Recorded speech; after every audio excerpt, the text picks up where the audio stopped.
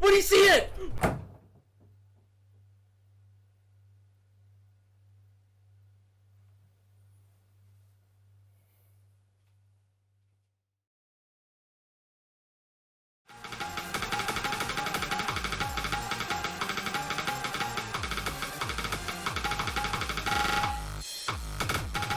It has been another great year for Belgium, with a lot of epic plays and new top players.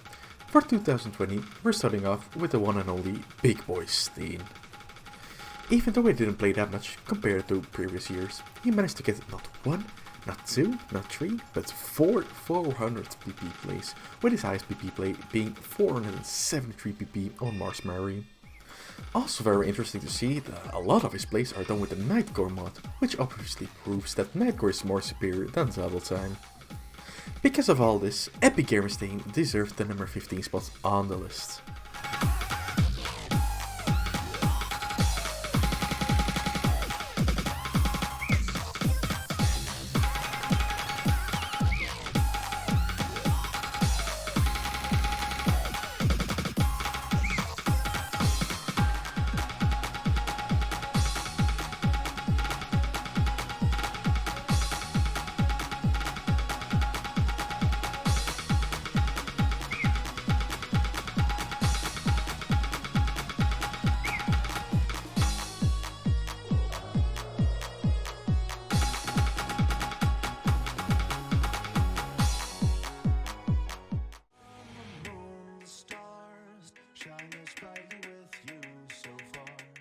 Next up at number 14 is iBlue.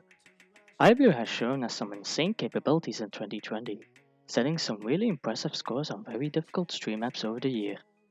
Just one of his accomplishments being a 94.43% accuracy play on the very popular loved Deadstream map Wheel of Llama, and a very impressive A rank on Sotax's Dirt Songs compilation.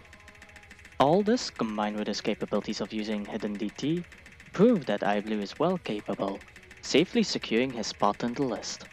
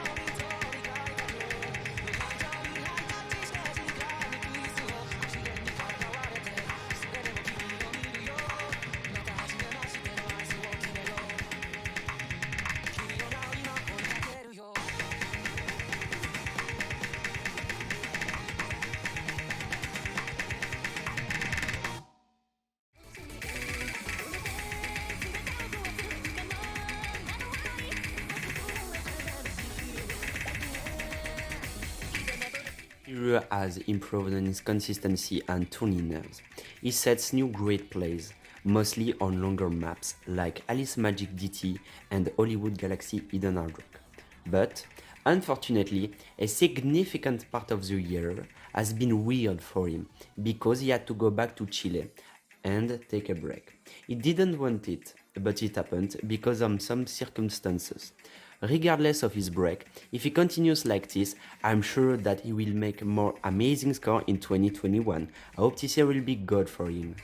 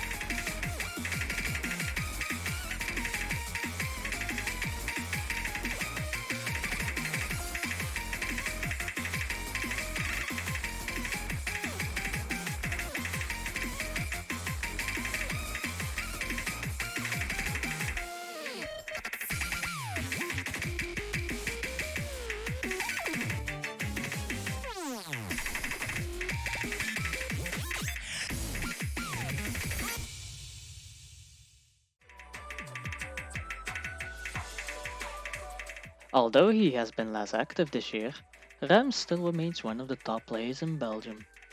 His aim, although not as consistent, has the speed to make a difference in a lot of fast-paced jump maps. Sadly, due to the changes in PP we have recently received, his stop play, which before the changes was the highest PP record, has been as good as voided. And even though there is a lack of activity in him in the player community, he still remains somewhat active as a mapper.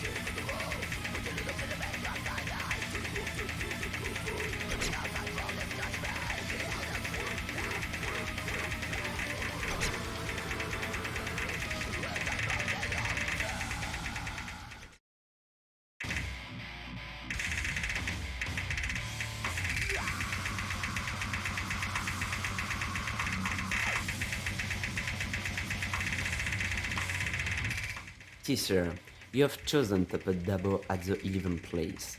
Dabo has set so many insane plays like NFC on my frame disappearing act, a 6-minute tech map, an SS on a 3-minute 40 flashlight map, a DT HD choke on Sun Goes Down with an incredible act.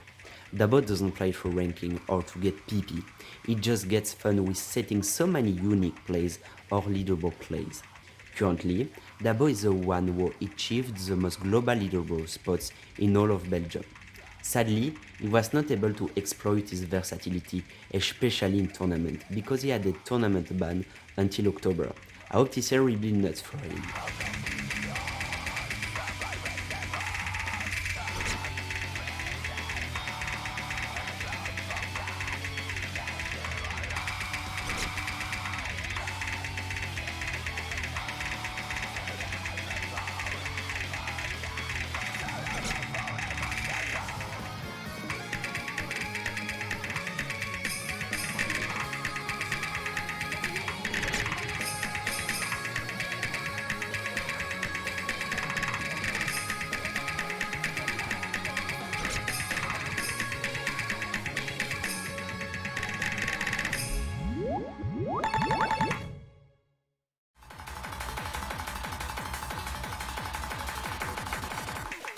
This year, Fblade has been less active since his interest shifted towards some other games, but he still managed to place in the 10th spot on the list. Despite not playing much, he still manages to not really rust and still play at a high level. For example, when he came back for OWC and got an S rank on Vervloekt top div on one of his first days of playing in a while. This shows that he is truly a consistent and reliable player, and he proved that in OWC where he was among the better performers in the team. And who knows, maybe he becomes more active again in the coming year and will show us more high level plays once again.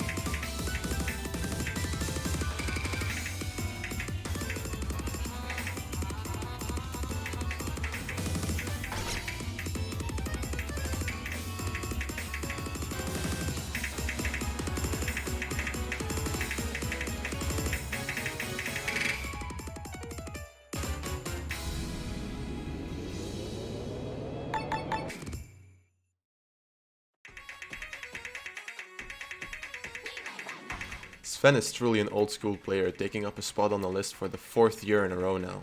This year, he didn't really set a big amount of scores, but he still improved a fair amount. He has retained his high skill and with HR, and his overall HR consistency has helped him a lot in tournament settings alongside his capabilities in DT. This allowed him to qualify for Saika's Autumn Tournament, which was a very contested tournament.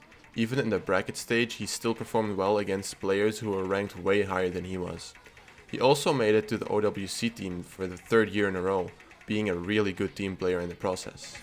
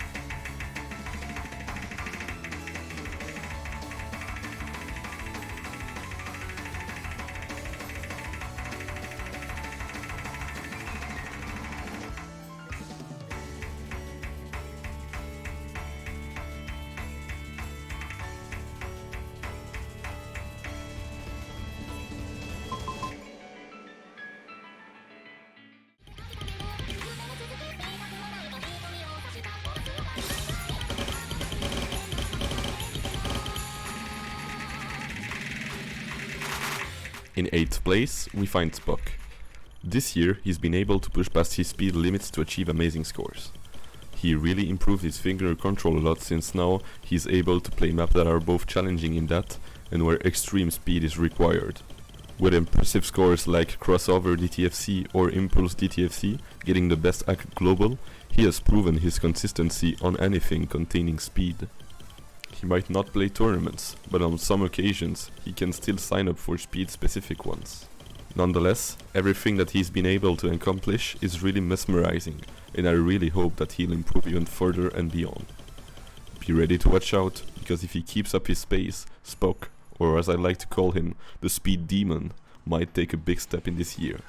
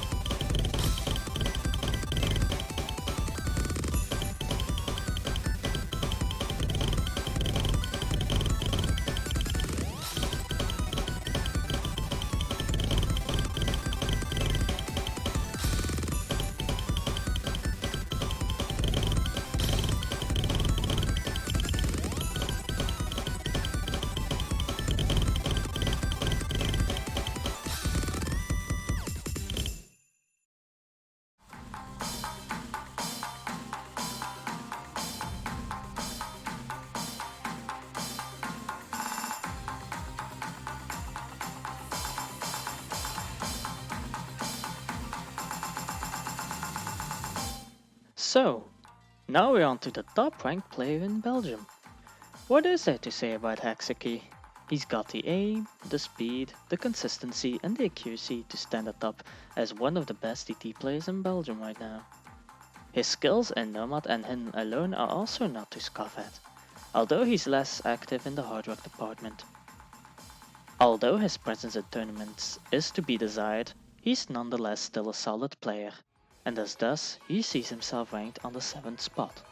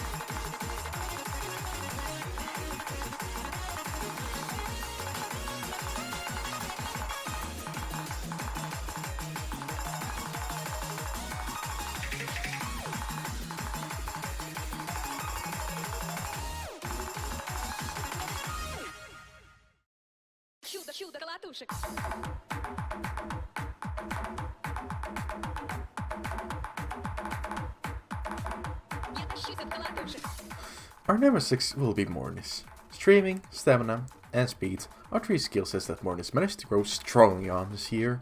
Getting his first 500 PP play on Shirayuki, and also getting very high ACFCs on maps like Hades to Rise and From Undercover with the Hard Trick mod. Because of this, he managed to secure a spot in the LWC team as well. If he'll grow as fast next year as he did this year, he definitely will become an unstoppable monster at clicking circles.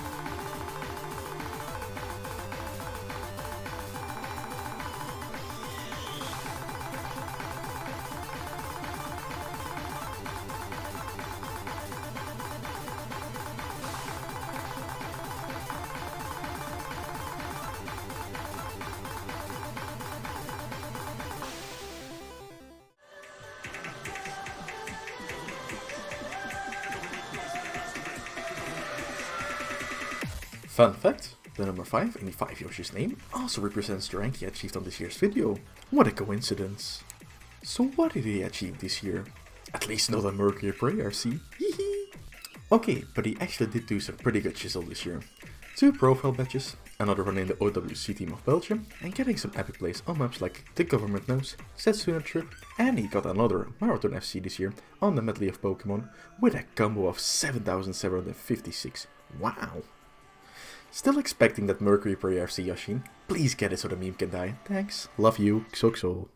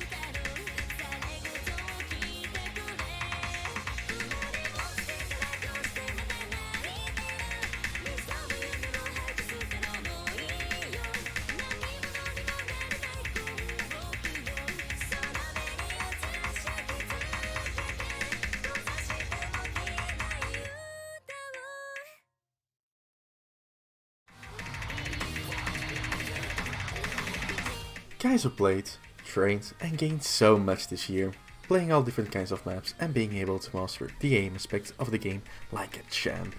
Not only getting an incredible amount of 500 PP plays, but also his first 600 PP play on Doraemon. He managed to achieve 10,000 PP at the very end of the year and claiming a spot in the OWC team.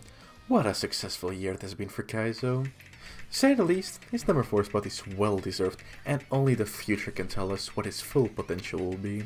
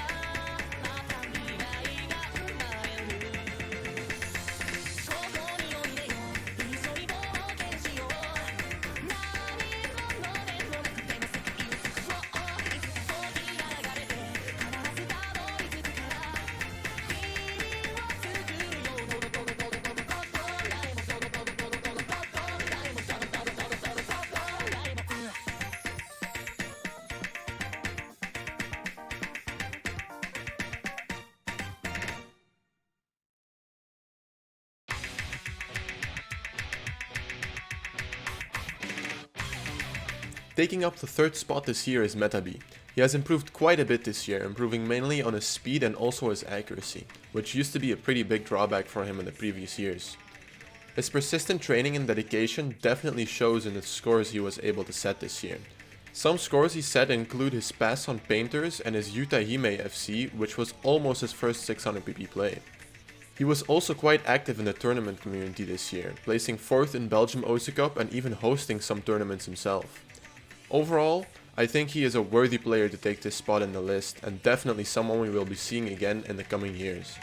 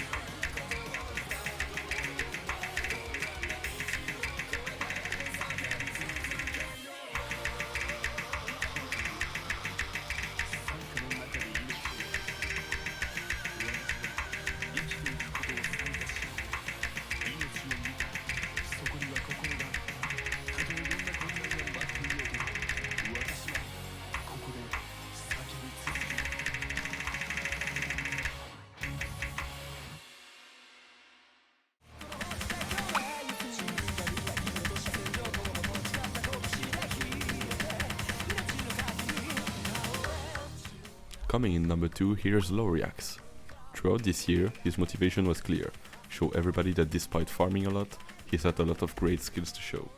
So, grinding for improvement, he really developed his weaker skill sets, which led to him gaining overall consistency.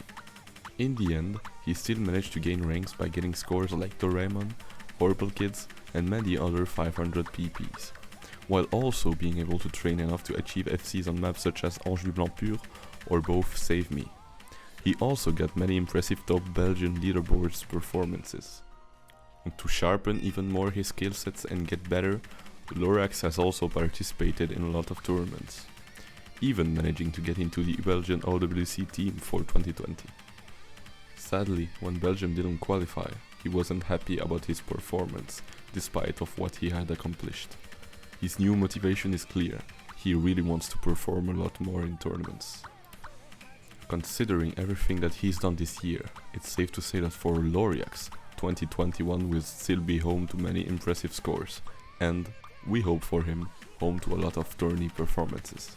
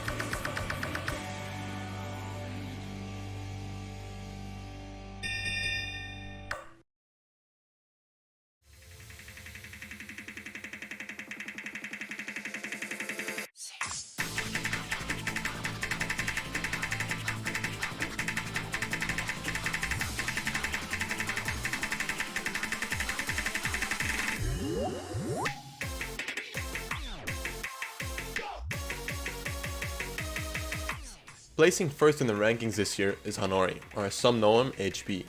He is one of the most active and all-round tourney players in Belgium, being the captain of the Belgian OWC team. This year, he got himself a few badges by winning Belgian Osu Cup and Test Tournament 3. In terms of skill sets, he has been really focused on improving his HR and DT skills. This caused him to get a new top play with an unfortunate HR choke on Pure Furies, which was still his top play at the time. His improvement also showed on his 2 miss on crack tracks with HR. which only has 4 FCs with HR by Itki, Bubbleman, Whitecat and Tutinator. Of course, his capability in other skill sets like tech hasn't decreased either, and he showed us that by FCing FM Synthesis Experiment. Overall, I think he definitely deserves the number 1 spot on this list, and is someone to be reckoned with when competing for the number 1 spot in Belgium in coming years.